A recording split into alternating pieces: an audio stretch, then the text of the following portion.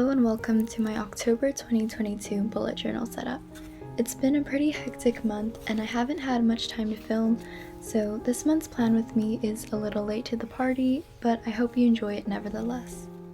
For October, I really wanted a warm autumn theme, and I had this idea of incorporating a bunch of little pumpkins in honor of Halloween, so I decided to go with the theme Cinderella because of the lovely pumpkin carriage and just the overall atmosphere of the fairy tale. Over here, I'm just starting off by sketching out this frame in the middle of the page, and this is going to act as a sort of window into a forest. So on the bottom left corner, I'm drawing this assortment of pumpkins all laid out on the side like a wreath of flowers, and these will all be climbing up and jutting out of the frame just to make it look as though the forest is bleeding through the page.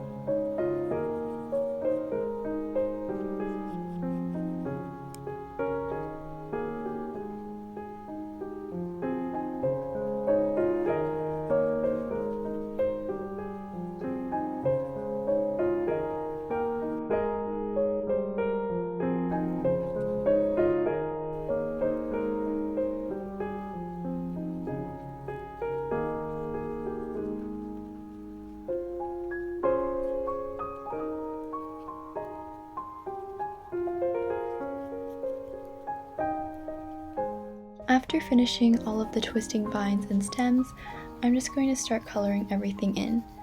As always, I'm beginning with a soft wash of beige just to brighten up the page and give it a bit of color before we start layering other shades over it. After that, I'm then going in with some pink to fill in a couple of the pumpkins, creating some contrast in colors and making sure they all look warm and cozy. I chose mainly to stick with a snug color palette of coral, orange, raisin, and a splash of lemon, as I tend to associate these warmer colors with the fall season. Here, I'm just continuing to add some color, making sure to create shadows and depth by adjusting the pressure of my pencil. I'm also adding some brown over the lines just to enhance the shadows as well as soften the brightness and saturation of the colors, since I want them to be a bit more mellow and subdued. For the looping vines and stems, I'm alternating between dark brown for some and a bit of green for others. I'm also using some yellow, orange, and a bit of brown just to fill in the blooms of leaves sticking out near some of the bigger clusters. And finally, I'll also be using some pink to create the tiny flower buds dotted around the branches.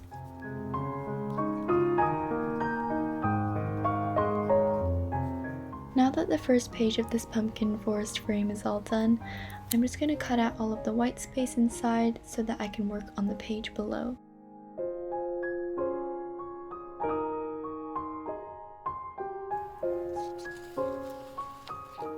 Here, I'm starting out the same way, so I'm first going to sketch out some little plants that will be scattered around the base of this page, and then further up, I'm just going to draw the base and the trunk of a tree.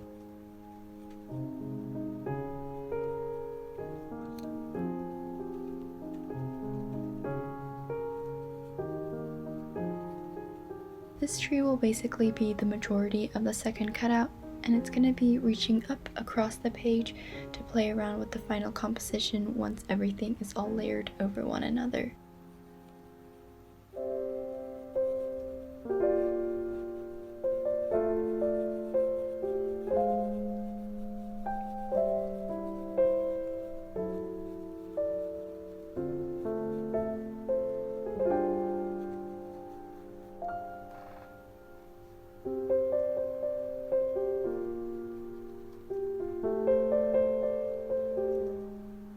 Moving on to the colors, I'm basically going to be doing the same thing as before, so I'm starting off with a light beige base, followed by a plethora of warm colors.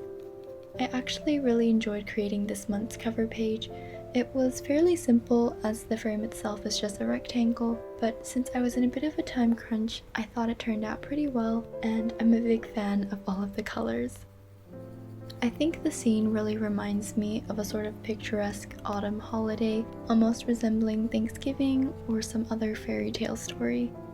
And I really just love autumn. I think the colors are so beautiful and lively, and even the shedding of leaves just reminds me that every day is a new beginning, a fresh page full of opportunities.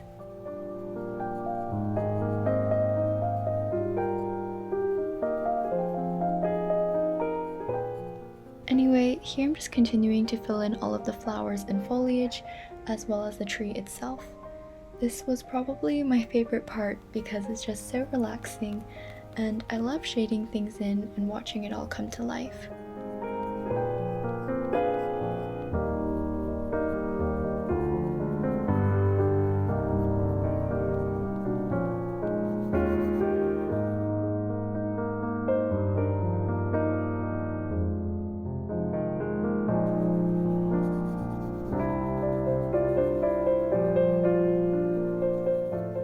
Lastly, I decided to go back in with my pencil and add a couple of tiny jewel-like fist-sized apples dangling from the branches, since I thought they were looking a little bare and hungry for some accessories.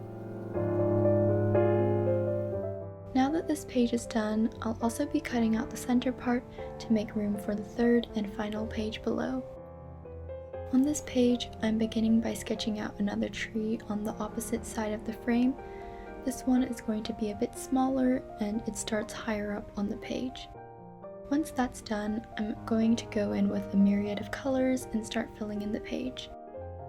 I kind of went in and just scribbled at random, but I think the colors sort of wash into one another, stitching together, and it kind of worked, hopefully. I do definitely love doing this technique to make tons of small flowers, as it is extremely fast and the result is always so soft and delicate. Here I'm also coloring this tree in with some light and dark brown, making sure to match it with the one on the previous page. I think the little slips of brown really help to ground some of the colors since they're not too vibrant and they contrast nicely with all of the reds and pinks and yellows.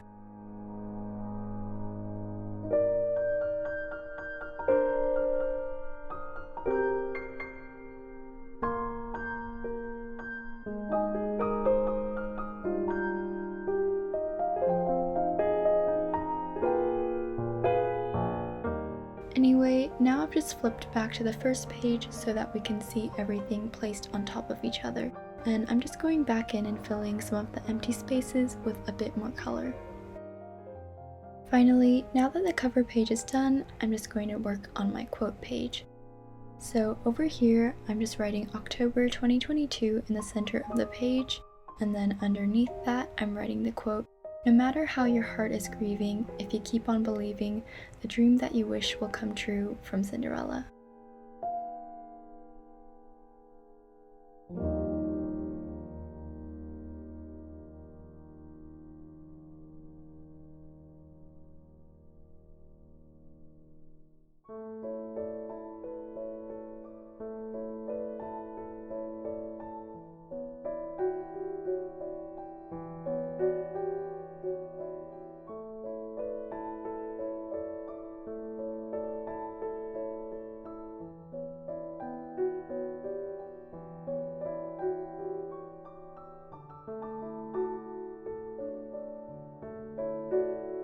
Lastly, I'm going to draw another small patch of pumpkins below the quote, and so I'm just drawing two pumpkins, one big one near the back and a smaller one closer to the front. Near both of them, I'm adding several small flowers just to fill in some of the negative space.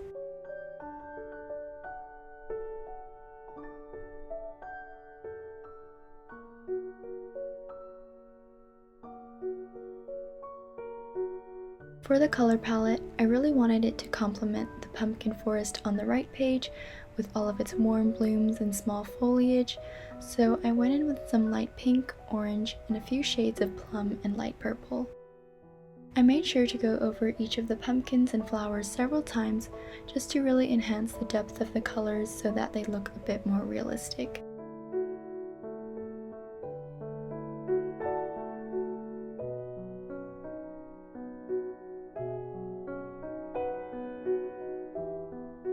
In terms of the leaves, I decided to use varying shades of green, brown, and a bit of beige just to give it a bit more color and variety.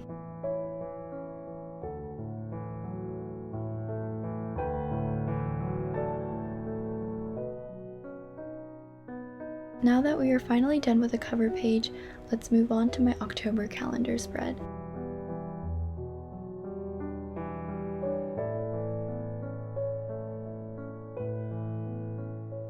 Here, I just filled in all of the dates and all of the lines to create my calendar, and I've just left this little strip of white on the right side of the page so that I can add a small drawing. And over here, I'm just drawing this small pocket watch inspired by the clock that chimes midnight in Cinderella. So I'm basically just adding a few flowers and leaves drooping down from the watch, along with a couple of other charms and little beads jingling underneath.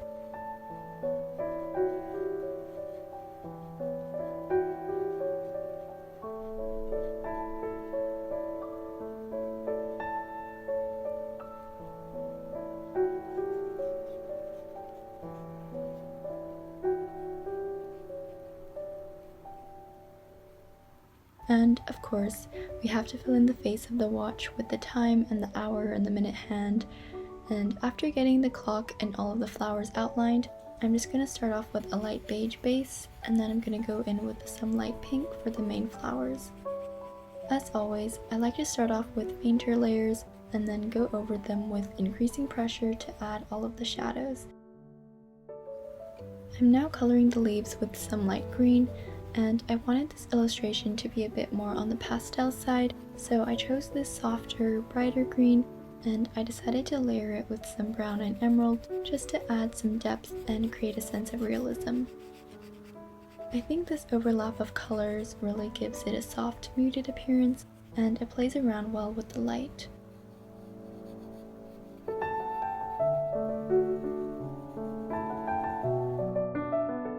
In terms of the pocket watch itself, I decided to stick to more neutral colors, so I went with varying shades of brown for the clock face, and a few creams and lighter browns for the dangling embellishments below.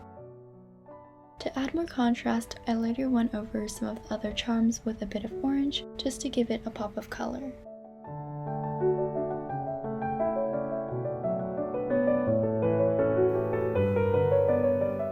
Moving on to the next page, this is going to be my habit tracker and my book tracker. Like last month, I really found myself enjoying using this spread, so I am once again going to be setting it up for October. Basically, I've just skipped over a page to ensure that when I cut the next page out, it will not impact any of the previous spreads. By now, I was really running low on time, so I decided to stick to something I knew I could sketch out pretty quickly, and in the end, I chose to go with a small bouquet of flowers. I think I've done flowers for almost all of my book and habit trackers, but I do really love the look of them after cutting out the outline, so I can't promise I will stop doing them anytime soon. And they are really quick and easy, so if you're just starting out with bullet journaling, I would definitely recommend trying a few simple flower doodles to spice up some of your spreads. Finally, now that everything is all colored, I'm just going to cut the shape of the flowers out so that I'm left with a flap over the blank pages that we skipped over earlier, and here I'm going to go over the headings and the different trackers with a pen just to make it a bit more legible and easy to read. So on the right page, I just have a couple of habits listed down that I want to track, and I decided to keep the same ones as the previous 2 months. So I have sleeping, reading, hydrating, poetry, journaling, YouTube, writing, and studying, which I'm just outlining over here.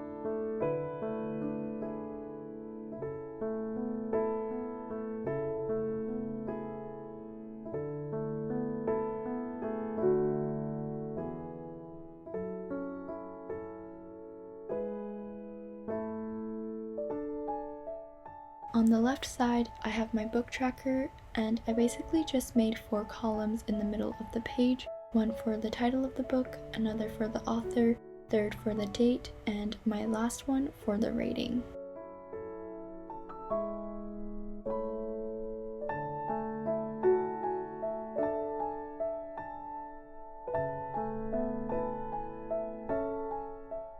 Unfortunately, because I was so busy this month, I didn't have enough time to film my weekly spreads, but I will make sure to post a short video if anyone wants to have a look. Anyway, here is the final flip through. I really hope you guys enjoyed this video. Thank you so much for watching, and I hope you all have a lovely October.